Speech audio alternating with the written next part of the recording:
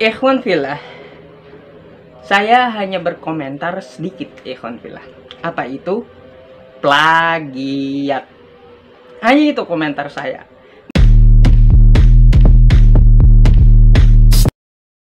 Shalom saudaraku, selamat sejahtera di dalam kasih Kristus. Berjumpa lagi dengan saya. Di Dituli kita akan belajar berapologetika bersama-sama di channel ini. Ustadz Yusuf atau Ustadz Ucup ini rupanya memang kurang piknik.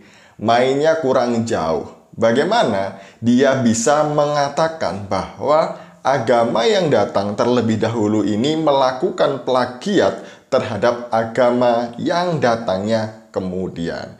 Jadi hanya orang-orang yang kurang piknik, ngopinya kurang kental, mainnya kurang jauh, bukunya kurang tebel yang mengatakan seperti ini. Mari kita bersama-sama melihat video lucu berikut ini. Film ini sempurna dari segi aspek apapun, maupun dari kehidupan dan yang lainnya ya. Sampai-sampai di dalam pembacaan kitab sucinya saja itu ada kaidah ilmu dan ada langgamnya atau lagunya gitu ya ikhwan fillah. Nah, di sini ikhwan fillah, di video ini kita tahu ya, yang kemarin juga teman-teman kita dari seberang tentang syahadat ya mereka tiru. Terus untuk kata Allah di dalam Al-Quran mereka ambil. Terus kata Injil di dalam Al-Quran juga mereka pakai. Terus kata Rasul di dalam Al-Quran juga mereka pakai. Peristiwa Isra Mi'raj juga mereka ya tahu sendiri lah ikhwan fillah. Belum lagi tentang azan yang mereka tiru seperti azan subuh yang beredar di video YouTube ya ikhwan fillah. Nah, di sini ikhwan fillah, selain hal itu ternyata ada satu lagi yang mereka ambil, yaitu tentang murotal Al-Quran. Nah, kalau menurut saya ikhwan fillah, saya tidak banyak komentar tentang ini, tetapi saya ingin ikhwan fillah yang berkomentar ya. Mari kita lihat dulu videonya. فلنشكر صانع الخيرات الرحوم الله أبا ربنا وإلهنا ومخلصنا يسوع المسيح لأنه سترنا وأعاننا وحفظنا وقبلنا إليه وأشفق علينا وعضدنا وأتى بنا إلى هذه الساعة. Ikhwan fillah, saya hanya berkomentar sedikit ikhwan fillah. Apa itu? Plagiat. Hanya itu komentar saya. Mungkin ada komentar lain dari ikhwan fillah, silahkan ditulis di kolom komentar ya. Nah, kita semua sudah bersama-sama mendengarkan apa yang disampaikan oleh Ustadz Ucup ini ya. Jadi itu tadi sederet list yang disampaikan bahwa Kristen itu menjiplak agama terdahulu, melakukan plagiat. Benarkah Kristen melakukan plagiat? Yang disebutkan oleh Ustadz Ucup ini semuanya sudah dilakukan oleh orang Kristen sejak dulu. Contoh, sholat. Orang Kristen Ortodoks itu sudah melakukan sholat jauh sebelum Islam melakukan sholat di abad ke-6. Kemudian ya, orang Ortodoks dan orang Katolik itu punya panduan sholat. Jadi satu hari itu mereka melakukan sholat 7 waktu. 7. Jadi lebih banyak orang-orang Katolik dan ini dilakukan lebih dulu.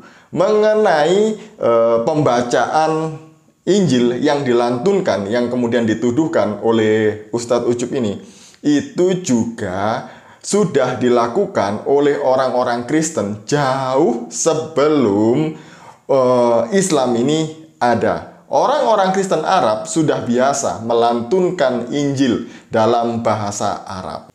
Kalau mereka melakukan ini kemudian dituduh sebagai plagiat, salah. Ustadz Ucup ini salah besar dalam hal ini.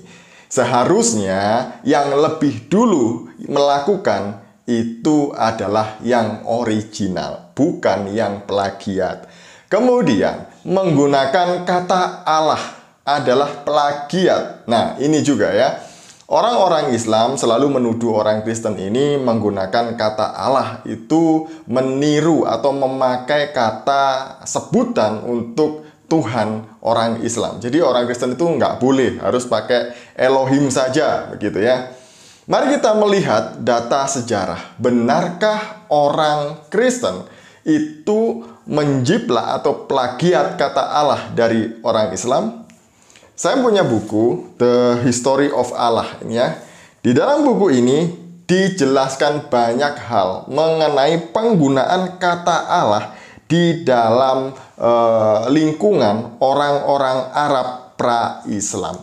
Jadi kata Allah itu bukanlah proper name, bukan nama diri Allah bagi orang Kristen. Karena pada waktu itu, sebelum Islam ada, bangsa-bangsa di luar Islam, Kristen, bahkan orang-orang kafir pun memakai sebutan Allah untuk menyebut sesembahan mereka. Contoh orang Amalek, kemudian orang Kanaan. Kan kalau kita baca Alkitab, di situ disebutkan Allah orang Kanaan, Allah orang Amori, Allah orang Amalek. Bahkan Arab pagan sebelum Islam itu juga menyebut dewanya dengan sebutan Allah. Jadi Allah ini adalah generic name, kata yang umum dipakai oleh orang-orang pada waktu itu untuk menyebut nama sesembahan mereka. Jadi yang disembah adalah Allah.